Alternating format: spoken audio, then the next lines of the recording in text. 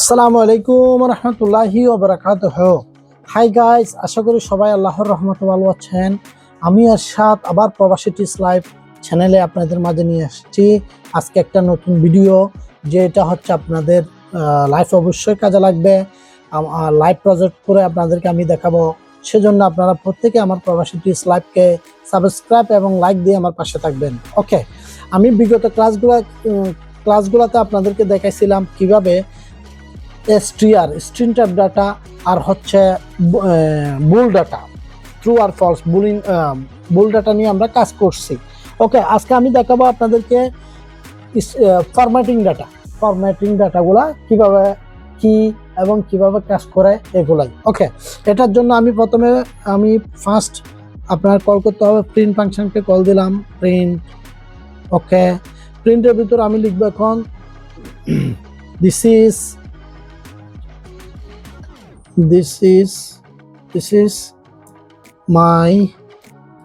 is my super number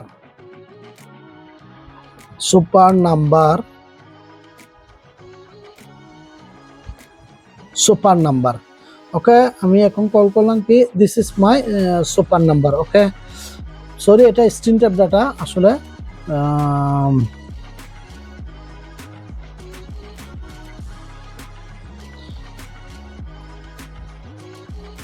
এটা হচ্ছে string type data. This is my super number.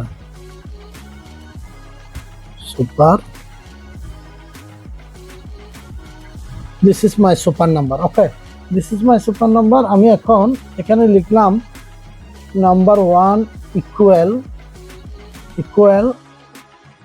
12 or 10। Okay, suppose number 2 equal 30। ওকে, এখন আমরা যদি এখানে লিখি নাম্বার 1 যোগ নাম্বার 2, তাহলে আমাদের এই যে এখন নাম্বার 1 যোগ নাম্বার 2 লিখছি, এখন আমাদের এখানে 10 আর 30 মিলে 40 হওয়ার কথা ছিল, 40 হবে। ওকে, দেখেন এখানে চলে আসছে কি this is my super number 1 plus number 2। এখানে আপনার হওয়ার কথা ছিল কত, আমি যেহেতু প্লাস করছি, যোগ করছি নাম্বার 1 আর নাম্বার 2, 10 আর 30 মিলে 40 রেজাল্ট দেখার কথা, কিন্তু এখানে 40 রেজাল্টটা দেখায় নাই। এই যে 40 রেজাল্টটা এখানে দেখাবে, এটাই হচ্ছে ফরম্যাটিং ডাটা। কিভাবে কি করলে 40 রেজাল্টটা আসবে, আমরা এরকম স্ট্রিংয়ের ভিতর, ওকে, কোটেশন দিয়ে স্ট্রিংয়ের ভিতর যোগ বিয়োগ গুণ ভাগ ইত্যাদি সব কিছু আমরা করব, যেটা করব ওটা এখানে রেজাল্টটা চলে আসাই হচ্ছে ফরম্যাটিং ডাটা। বুঝতে পারছি আশা করি।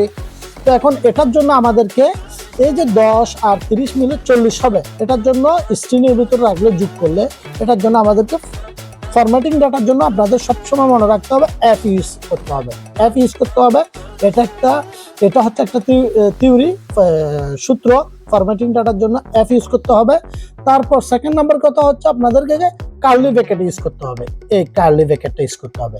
আপনি যখন কার্লি ব্র্যাকেটের ভিতর এর নাম্বার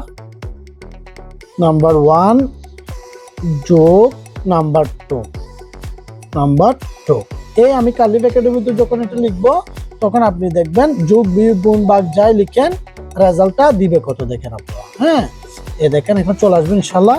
এ দেখেন this is my super number 40 চলে আসছে, ঠিক আছে না? আপনারা দেখেন আমি একটু স্পেস দিই, এখানে দিয়ে নেই, এখন চলে আসবে কত 40। This is my super number is 40। এই যে এই স্ট্রিংয়ের ভিতর যোগ বিয়োগ গুণ ভাগ যাই করে না কেন, এটা রেজাল্টটা এদিকে সেটাই আসবে। এটাই হচ্ছে ফরম্যাটিং ডাটা। আপনি যোগ বিয়োগ গুণ ভাগ করতে পারেন, যেমন এখানে আমি অন্য কিছু লিখতেছি, ইউজার নেম, যেমন আমি অন্য ভেরিয়েবল সেভ করে রাখবো সাপোজ। ওকে, অন্য ভেরিয়েবলটা সেভ করে রাখবো, যেমন আপনি এ দিতে পারেন, আপনি কি ইউজার নেম দেন, যেমন ইউজার ইউজার নেম, আমি ইউজার নেম এরশাদ, ইউজার নেম এরশাদ। ওকে, আমি এরশাদ দিলাম, ইউজার নেম এরশাদ। এখন আমি এই ইউজার নেমটা এখানে লিখে দিব। ওকে,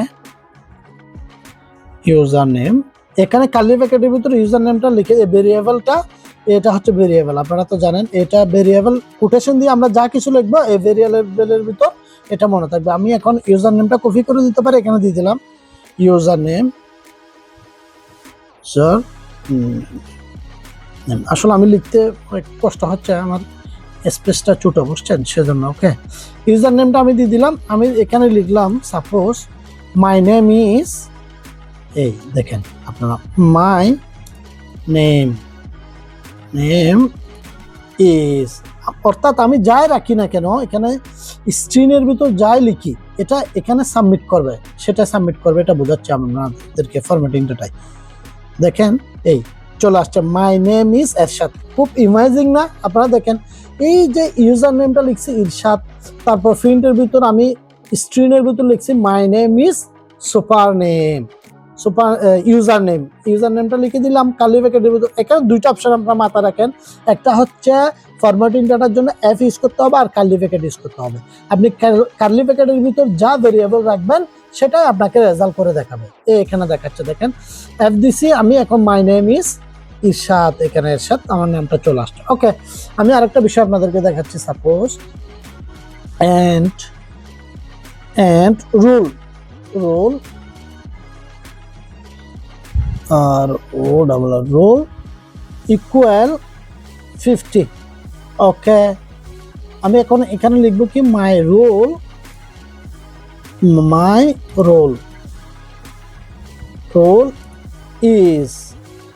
is, okay, my roll is. এখন আবার কার্লি ব্র্যাকেটটা দিতে হবে আমাকে, কার্লি ব্র্যাকেট দিয়ে রোলটা লিখে দিব, রোল, মাই নেম ইজ, এই রোলটা লিখে দিছি আমি, ঠিক আছে।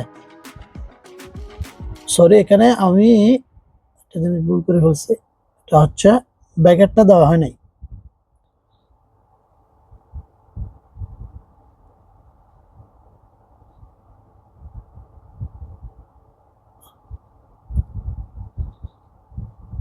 এখানে ব্র্যাকেট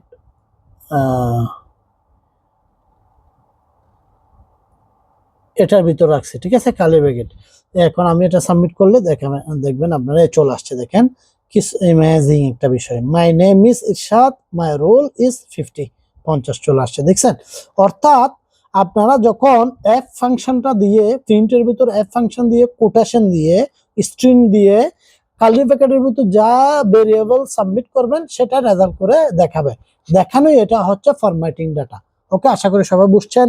তো প্রত্যেকে আমার প্রবাসী টিপস লাইভ চ্যানেলকে সাবস্ক্রাইব এবং লাইক দিয়ে আমার সাথে থাকবেন। এবং আমার একটা ফেসবুক পেজ রয়েছে একে নামে, সেটা হচ্ছে প্রবাসী টিপস লাইভ। ওই ফেসবুক পেজকে ফলো এবং লাইক দিয়ে আমার পাশে থাকবেন, এই আশা রইল।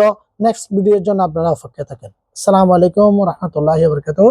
আচ্ছা, সরি, আরেকটা বিষয় আপনাদেরকে আমি বলাটা উচিত, বিদায় নিচ্ছি না এখন। সেটা হচ্ছে আসলে আমি এগুলা কি আসলে আপনাদেরকে কেন দেখাচ্ছি, হ্যাঁ, আমি এগুলা আসলে মানে শিখছি বিদায় আপনাদেরকে এটা আমি ফ্রেন্ডলি আপনাদেরকে শেয়ার করতেছি। কারণ হচ্ছে বর্তমানে এআই পুরো পৃথিবীতে প্রচুর মানে স্থান দখল করে নিচ্ছে, বিভিন্ন জব ক্ষেত্রেও এআই স্থান দখল করে নিচ্ছে, ঠিক আছে। তো এখন আপনারা যদি পৃথিবীতে জব সেক্টরে বিভিন্ন ক্ষেত্রে যদি আপনারা কম্পিটিশনে থাকতে চান, বাঁচতে চান, তাহলে এইসব কাজগুলো অবশ্যই আমি মনে করি শেখা দরকার। প্রযুক্তির সাথে তাল মিলিয়ে আমাদেরকে অবশ্যই চলতে হবে। আমি কিছু জানি না, জাস্ট ফ্রেন্ডলি শেয়ার করতেছি এক একটা বিষয়। বন্ধু হিসেবে আমাকে সবাই বন্ধু ভাই এভাবে মানে পজিটিভলি চিন্তা করবেন আমার বিষয়গুলো নিয়ে, মানে নেগেটিভলি কোনো কিছু চিন্তা করবেন না, জেলাসি হবেন না, ঠিক আছে। আমি একটা বিষয় জানি, জাস্ট আমি আপনাদেরকে এটা দেখাচ্ছি, আপনারা শিখেন। শিখলে আপনাদের ফিউচারে আপনাদের বিভিন্ন ক্ষেত্রে, জবের ক্ষেত্রে, বিভিন্ন কাজে চলে আসবে এগুলা, ঠিক আছে। কারণ এআই এর প্রথম হচ্ছে পাইথন ল্যাঙ্গুয়েজ। এই পাইথন ল্যাঙ্গুয়েজটা আপনারা যদি ভালোভাবে শিখতে পারেন, পরবর্তীতে আপনারা যে কোনো কাজে গেলে আপনার অনলাইনে বিভিন্ন কাজ, বিভিন্ন সেক্টরে কাজ করতে পারবেন। জব ক্ষেত্রে গেলে এসব কাজে লাগবে, সবকিছুর দরকার। আপনার যেমন একটা জব ক্ষেত্রে আপনার কি বলে যে ওয়ার্ড এক্সেল যেরকম প্রয়োজন, ফিউচারে পাইথন ল্যাঙ্গুয়েজ এগুলো ওরকম মানে অবশ্যই শিখতে হবে, জানতে হবে, না হয় কোনো জব সেক্টরে গিয়ে আপনি টিকবেন না কম্পিটিশনে গিয়ে, ঠিক আছে? সেজন্য আমি দেখাচ্ছি, আপনারা প্রত্যেকে আমার চ্যানেলকে সাবস্ক্রাইব এবং লাইক দিবেন, আমার ফেসবুক পেজকে লাইক এবং ফলো দিয়ে আমার পাশে থাকবেন। আমি এর সাথে আবার বিদায় নিচ্ছি। আসসালামু আলাইকুম রহমতুল্লাহি ওয়া বারাকাতুহু।